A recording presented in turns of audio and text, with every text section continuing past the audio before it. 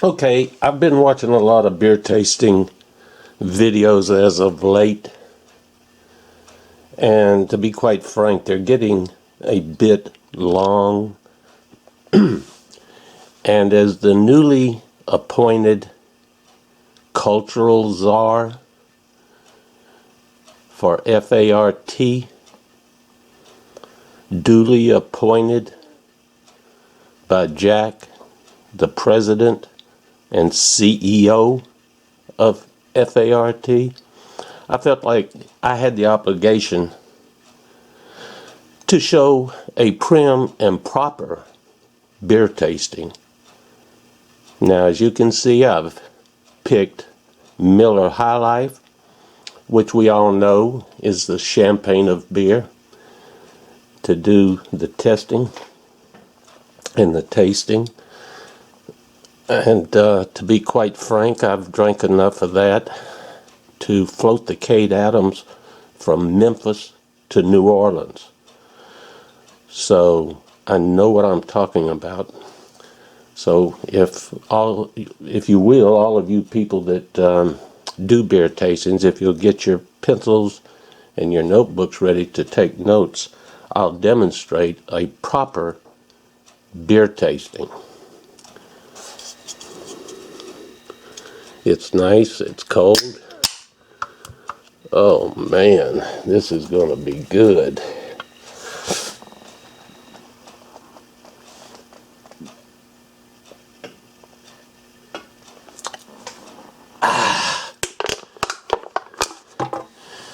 That was good. I give it a 10 on the C scale.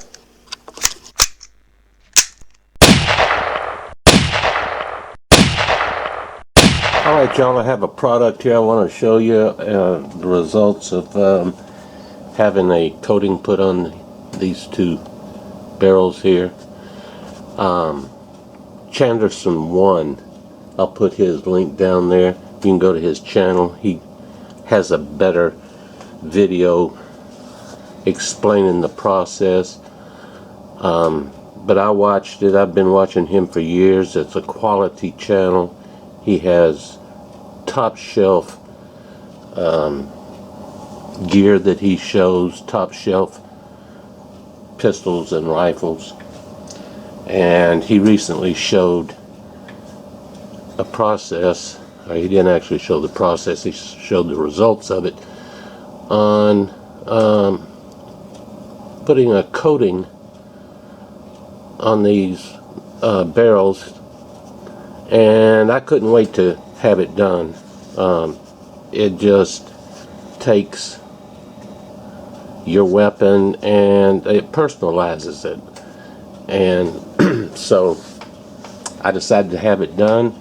Ran into some problems with the post office getting it to him, but the post office sat on it for 3 weeks, and then brought it back to me.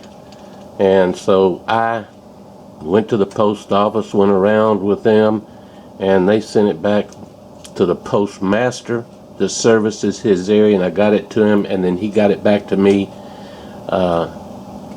quickly.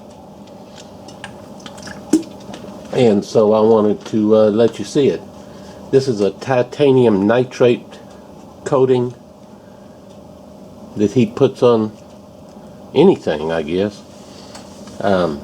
It's 3 to 6 microns thick, whatever a micron is, I don't know, but it is an extremely hard and durable finish. The coating will not interfere with any of the top shelf weapons, such as say a Kimber, something with a real tight fit. It doesn't interfere at all. This happens to be off my Sig P938. This happens to be off of a Ruger 1911. It shows 45 Colt. Actually, I could put this in any 45 that I have, and I may be moving it around and experimenting with it a bit. But this process is very reasonably priced. It takes about 3 weeks. It spends 12 hours in what I assume is a vacuum chamber, where they introduce different gases, and this is what you end up with.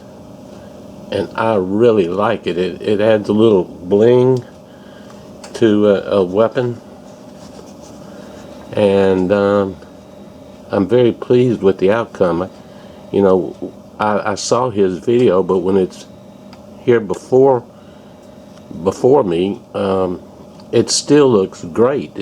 This one here looks like 24 karat gold, but it's a very durable finish. He fired something like 600 or 700 rounds through one of his weapons, and he takes a cloth and just wipes the carbon off. Now, when they return them to you, they have a coating of frog lube. Now, I took the frog lube off, and I put on a coating of this, which I really like, this Ezox.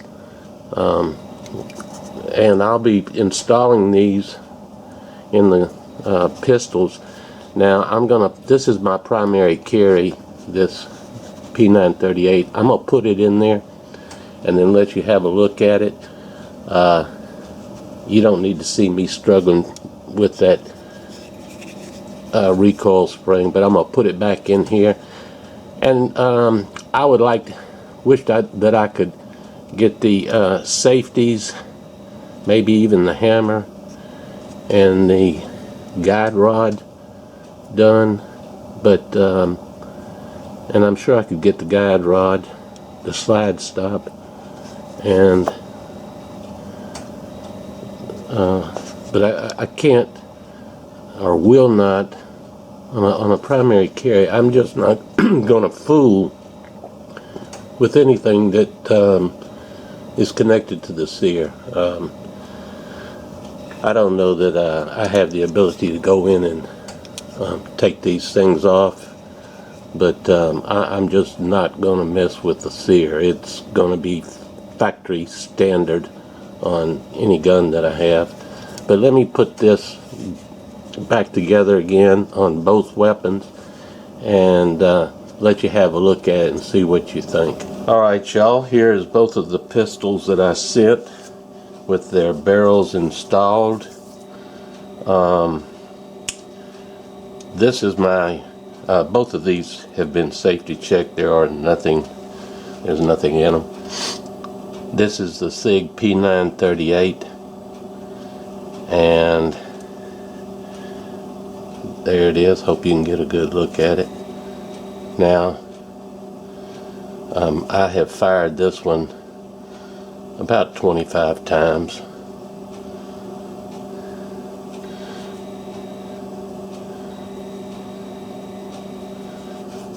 I'd really like to get the thumb safety, the hammer, and maybe even these hex screws done, but that'll have to be for another time. But it gives it a nice look. It makes it individually mine. You know, it personalizes it. This is the Ruger 1 of 100 that I previously showed.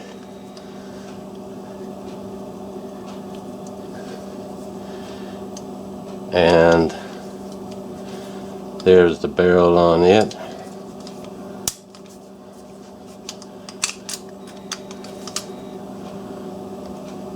I have not fired this one as yet, but I am extremely pleased with the outcome.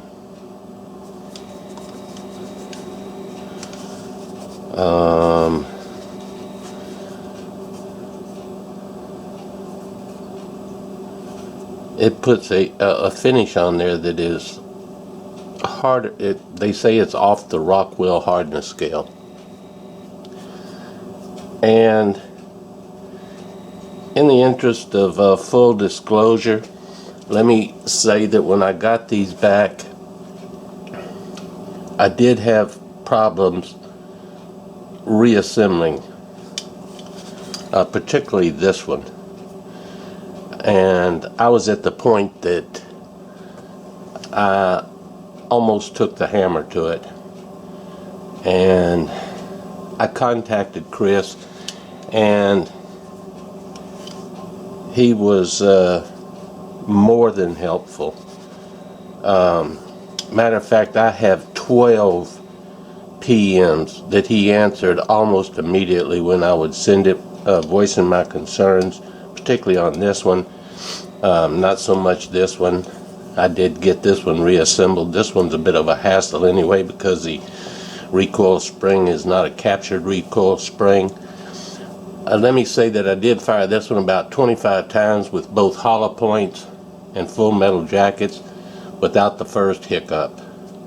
So, and I haven't cleaned it. This one, I almost went to blows with it because I was having trouble getting the barrel back in there. After talking with him, I sent the pistol to him, and after having received it within, I don't know, an hour or so, I got a personal video of him disassembling and reassembling this pistol, and I was amazed because I had the slide locked up. I mean, it was tight. I could not get it to the pistol to function, and he had it back in the mail to me that same day that he received it, and it works flawlessly. In talking with him, each pistol, of course, has its own mechanical characteristics, and this particular weapon here, having never been fired, wants to be put back together in a particular manner, and with the 1911, I really don't pay that much attention to how I reassemble them. I'm not going to sit here and go through the steps, but I just put it together. But this one needed a certain series of steps in reassembling it. I couldn't put the main the recoil spring and the plunger and all that in there prior to putting the slide stop, which was what was causing the problem. And within a couple of days I had it back, and here it is. I don't really think that it was the coating's fault. They check and take readings on these things, the thickness of it, and it was within specs, so it was something that my old ass was doing that was improper. And I love it. I absolutely love it. And whether you like it or not, it really doesn't matter, because this makes this gun a little bit more personal. It is my gun, and there's probably not another one like it. Again, I would like to get a couple other things done, but I'm not going to mess with the sear on some of these guns. Now, had I stopped and taken my time, this is the gun that I should have sent. This is my titanium P238 titanium rainbow, and you can see the top here of the barrel is scuffed up. Plus, gold would look better on this pistol because there is gold in it, as well as on the grip screws there. and I will probably send this off at a later date and have them do the barrel on this gun, because I think it would really make this thing pop. And as I've told you before, the secret to life is to look good at a distance.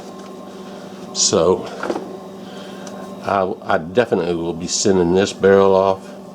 I'll put his link down below. It's a great company to do business with. I'm 100% satisfied. I wouldn't, of course, be sending another one off to have it done. But I'm thinking there's a whole host of parts. He can tell you more about it that can be done. I mean, some of you guys with wheel guns, you can send the cylinders off. ARs, I'm sure the bolts, AKs, even some of you Glock guys, if you want to jazz up the little Glocks that you're carrying around there. He has on the website, he has pictures of, I don't know whether it was Glocks or Glock-like guns, but they look great, and it's something to consider if you really want to put a functional coating on that will last a long time, and jazz up your gun a little bit. Now, it's my understanding you can get them done in different colors also. It has to do with the amount of gas that is introduced into the chamber where the process is taking place, and the quantities of each type gas. There are other colors. You can talk more to him about that if you decide to do it. He's very easy to contact on your PMs, and he'll get right back to you. Here is his business card. It's called Warfrog Industries. I don't know if it's going to pick up on the camera because of the lights. Warfrog Industries. On his video that I'll link down below in description, he has a link to his company, and you'll be very pleased with it. He's very professional, as I have stated, and I am tickled to death with what it does for the pistol. So that is the TiN coating, and there are just a multitude of parts and pieces off of firearms that he can put this coating on, and it's not only functional, but it looks nice as well. And this video doesn't do it justice, but if you're interested in this, contact him. His channel is Chanderson1, and you'll see the link below, and he'll be able to tell you what you need to do and go over the prices with you, which I think are very, very reasonable. And you can end up with a personalized weapon that is not only extremely functional, but looks well, looks good in the process. And the nice thing about the 1911, I can take this barrel out and stick it in another 1911 just to see what it would look like. So there you go. That's the TiN coating, and I think they look great. It's a hassle-free company to work with, and I think it'll be a pleasurable experience should you decide to have it done on one of your guns. And like I say, the possibilities of what you can do with a gun are endless. But I appreciate y'all watching. Catch you later. Bye.